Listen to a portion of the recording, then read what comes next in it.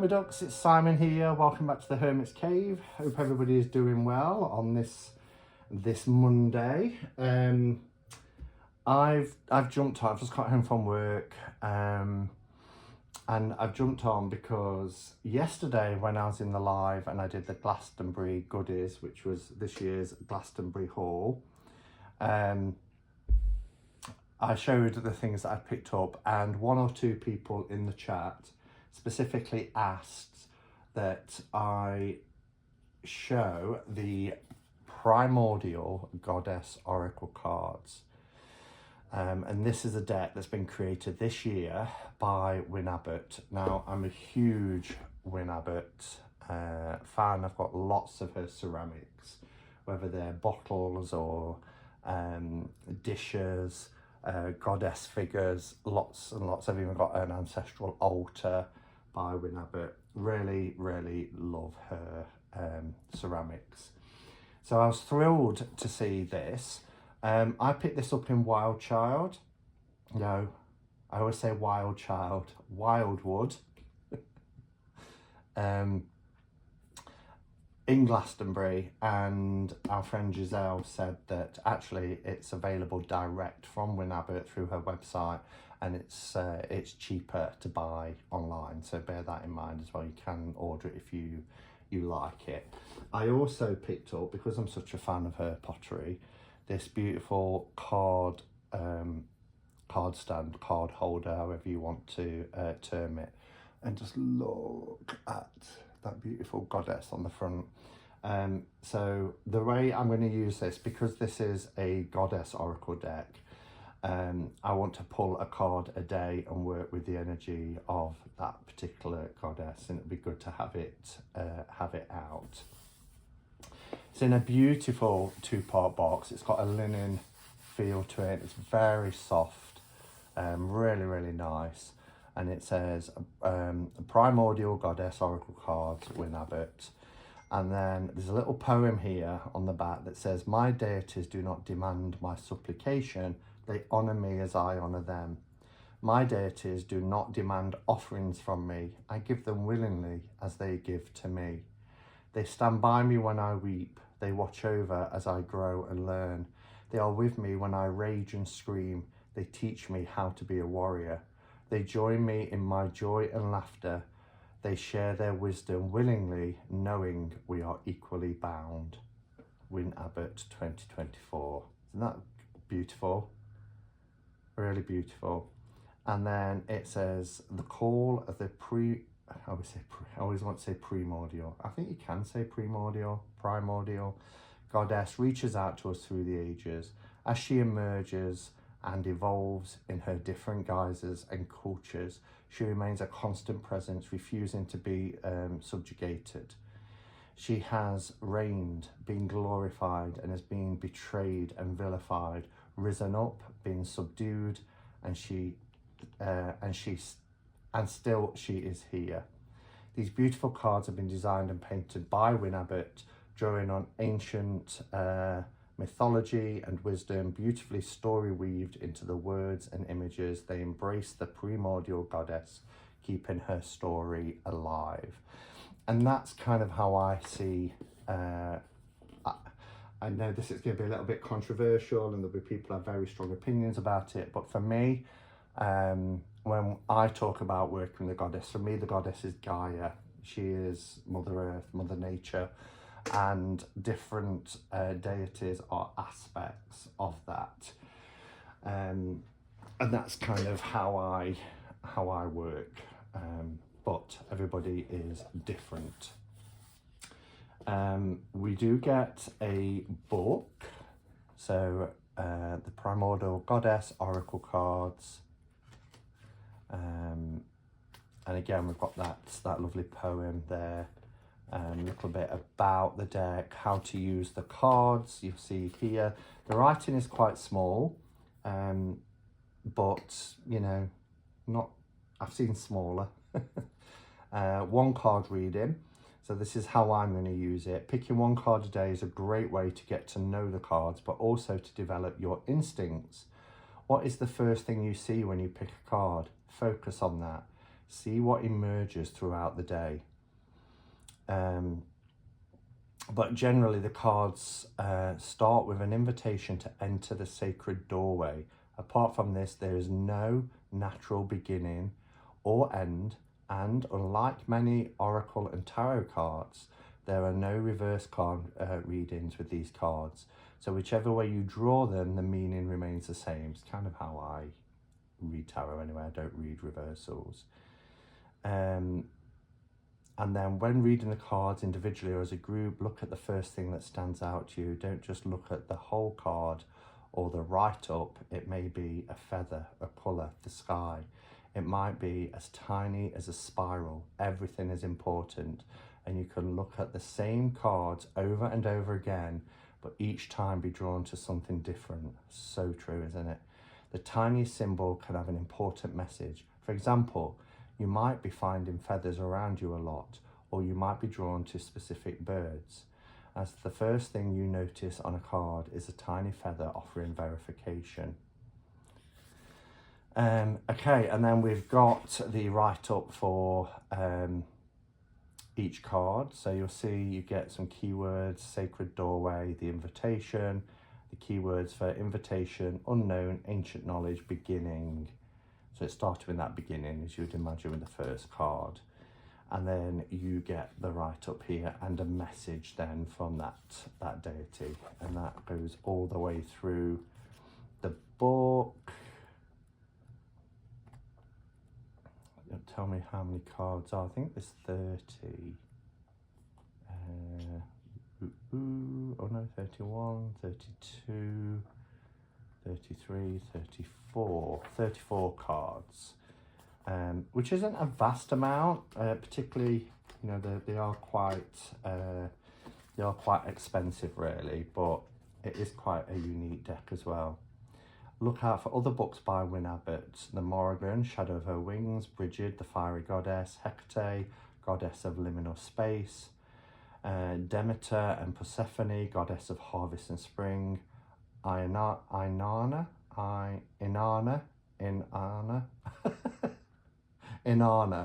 I think. I'm not familiar with that deity. Queen of Heaven. So there are individual books on goddesses as well. So yeah, it's a nice little book. Take these out. I think I'm going to get a bag for them because I don't like how they're sitting in this. They are kind of, because you get this little gift as well of a goddess. For me, they sit okay in that, but I think once that's tucked underneath. But I'll probably take this out anyway. So as I showed yesterday, you also get this little, it feels waxy. It could be made out of wax actually. Perhaps candle wax, but a little, oh, sorry, didn't mean to knock the camera. See if it was show back on the palm of my hand. This little goddess. So pop her there for now. Love the backs, but what I'm going to do is I'm going to bring the camera down so that we can get a close-up look at the images. This is so soft, love it, very tactile. Okay, love the backs. They have like a metallic feel to them. They feel textured, they look textured, but they're not. They're silky smooth. It's a nice matte finish, but it does have that kind of soft silky feel. As you can see here, the ring light is, there's a reflection, but you don't see the ring like you would with a glossy cardstock. They are borderless with just a little ribbon at the bottom with the deity on there. And the back is the labyrinth design. This actually, on the high street in Glastonbury, there's a huge church. And as you walk through the gates, there is a labyrinth. We noticed it was quite overgrown this year. It didn't stand out as prominently, but it's still there. And obviously the labyrinth is a Celtic pagan design anyway. I used to have it on a t-shirt. In terms of card size, it's a proper oracle size, what I would call a proper oracle size, but a little bit taller than a standard tarot, and wider, quite significantly wider. But I really like these.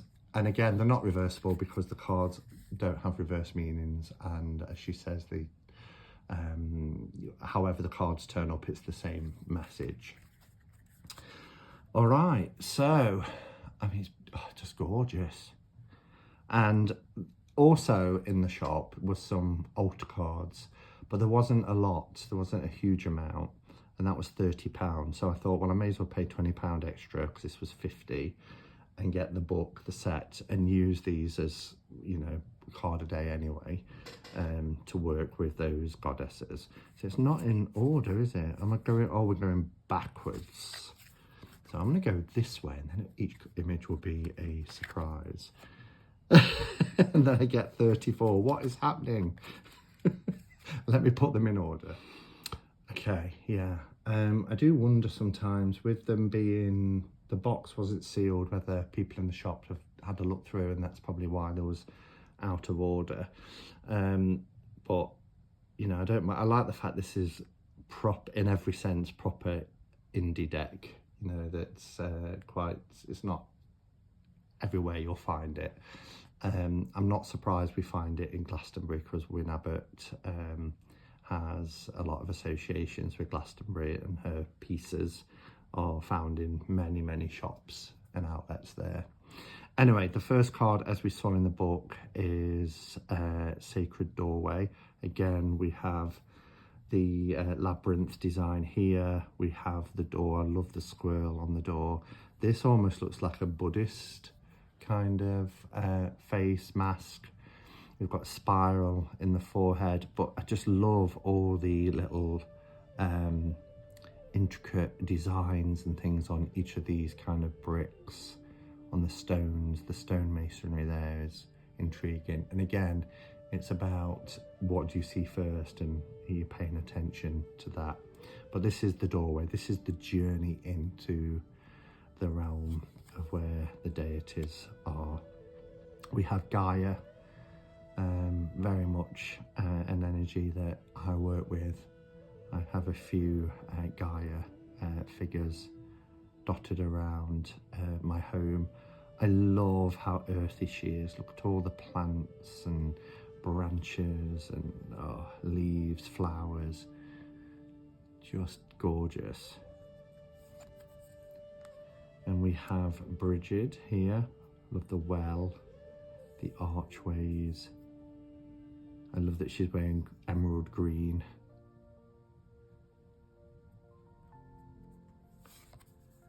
And then we have Eagle Woman. And I was just about to say, and then I realised it's the name of the deck. There's a very primal vibe to this image, but this deck is primordial, is it? Yeah, primordial goddess. Now this is the only card, it does hurt me a little bit. I see why. It's the Watchers, and I think they just wanted to not chop the image. But it's the only card that is in landscape. The rest are in portrait. But it's the Watchers, and I love this. It reminds me of a Soul card by Deborah Chapin.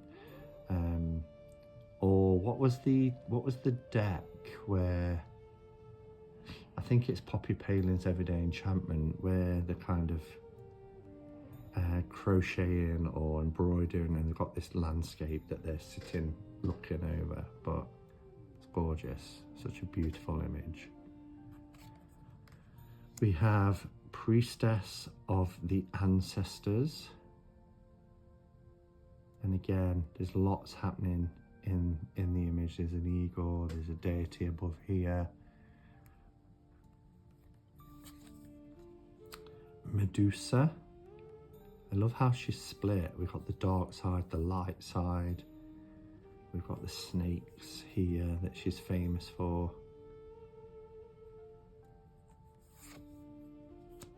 Hecate. Crossed keys here, although they're kind of covered by the banner.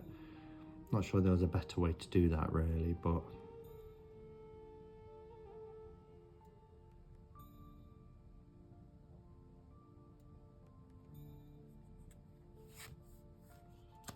Ancestor Moon.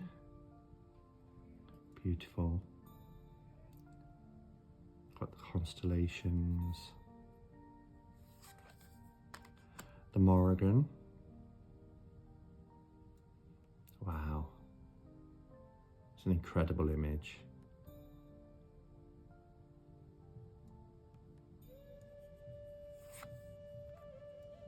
Matcha.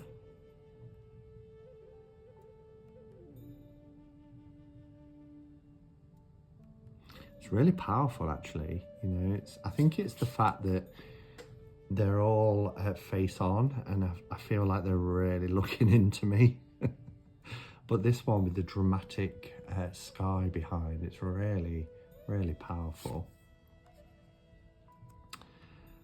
Badba, I think, I'm not familiar with this deity, so I'm not quite sure of the pronunciation, but Badba. And again, because it's, you know, it's deities from various cultures as well, I'm not going to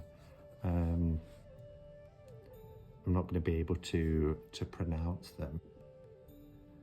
Just look how detailed this is. So intricate, really beautiful. Cyanocita,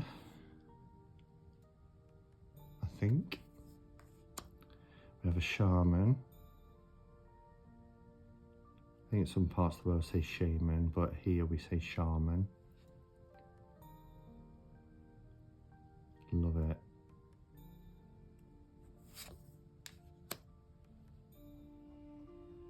Celine. Beautiful. We have Iris. Look at the colours in that.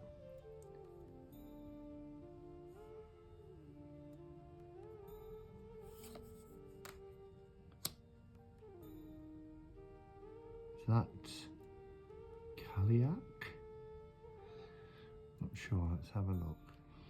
Okay, so apparently it's Kaliach. Kaliach.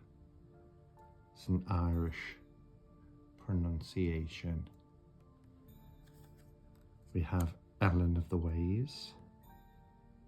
We do have a Philippa Bauer depiction figurine of Ellen of the Ways.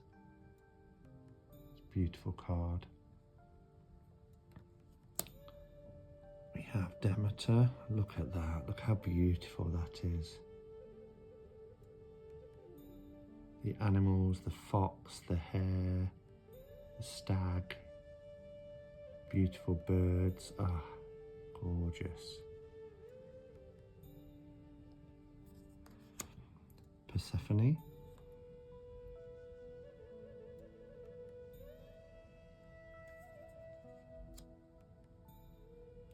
Artemis.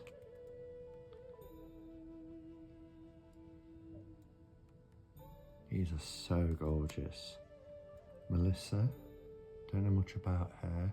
Need to read about her. We'll pull a card when we finish looking through them and see what we get in the book, what information we get.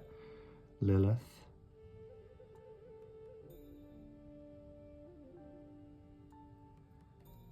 Kalimar.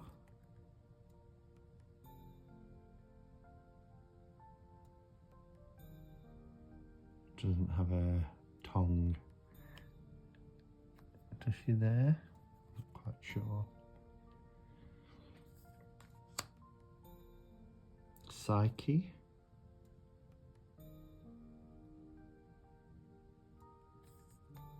Aphrodite. Interesting that she's a faceless depiction. Reminds me of the Earth Woman tarot. Look at the flowers. Oh, so beautiful. Not quite sure how to pronounce this one. So it's Sekhmet, which is the daughter of Ra.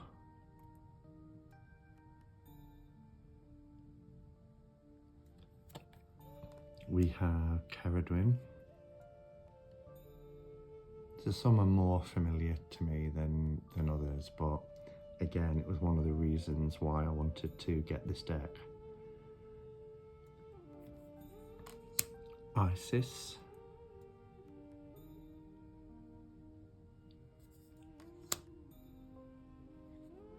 Artio. Another faceless deity. Very beautiful image. Freya.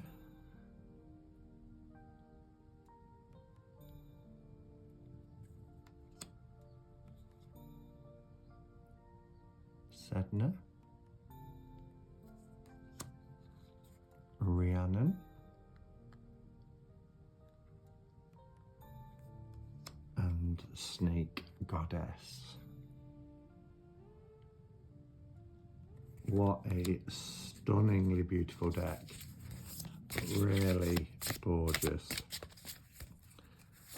I'm going to give them a bit of a shuffle and we'll pull a card and just have a look at what the book tells us about these deities.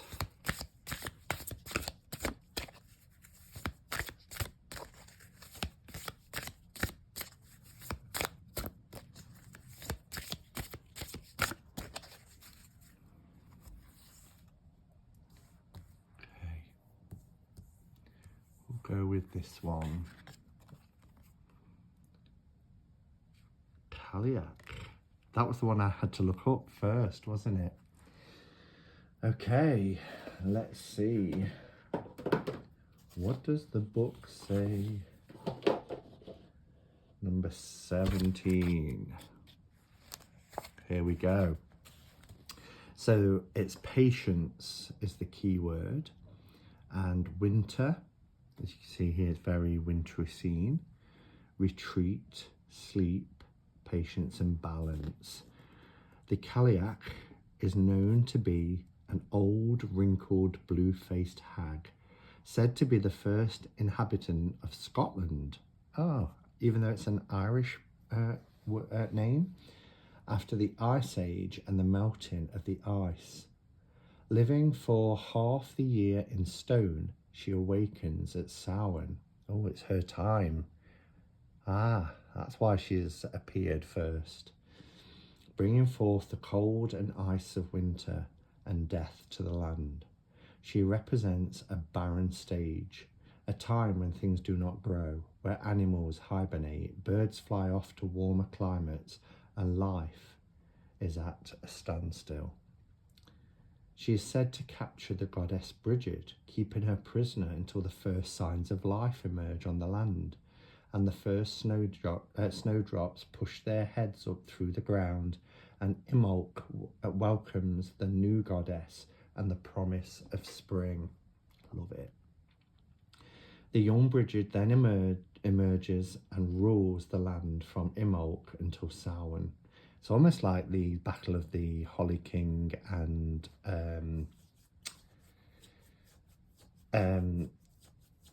the Holly King and the Oak King, between the longest day and the shortest day. But these are at the cross quarters. The Kaliak is as cold as Bridget is warm. She is the ice as Bridget is the fire. This card represents a period of rest, a time when it's hard or impossible to push boundaries and therefore difficult to make progress. It is also a time of balance and a time to not attempt to tip that balance.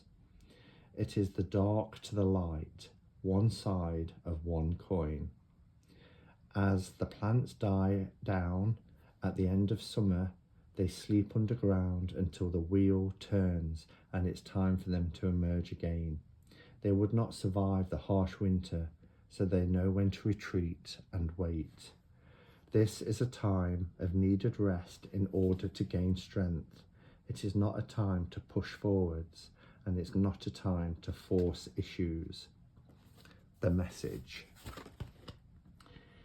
It is time to take some time out, a time to stop and rest. It is not a time to try and push a boulder up a hill. This is so spot on. There are things that you cannot change no matter how you try, but you can look at situations from a different angle. This card represents a temporary stage, a time when you should pay attention to your well-being and not allow situations or other people to stress you. Not always easy, but work with what you have in front of you. You cannot stop the winter. It will come, but equally it will go and spring will return. Patience is called for here. Take a breath, wait, and look forward to the spring, which is a day nearer every day. That's lovely. I really like the information. There's just enough there. I like the fact that we get kind of the central message of the card and what that deity represents, and then an actual message for us. So yeah, I love this. I'm really pleased I got it. I think the artwork is beautiful. I think the whole packaging and everything is really nice. I'm really glad that I bought a Win Abbot placeholder. So Kaliak is going to go in that stand and at the side of me, and I'll change that tomorrow to see what comes next. Thank you for watching. Let me know your thoughts on this deck. I will try and put a link to Win Abbot's, where it is, the shop, if I find it, on Win Abbot's website, so that if this is something that you want to get, then the link will be there. All right, thanks for watching, everyone, and until next time, go in peace. Namaste and blessed be.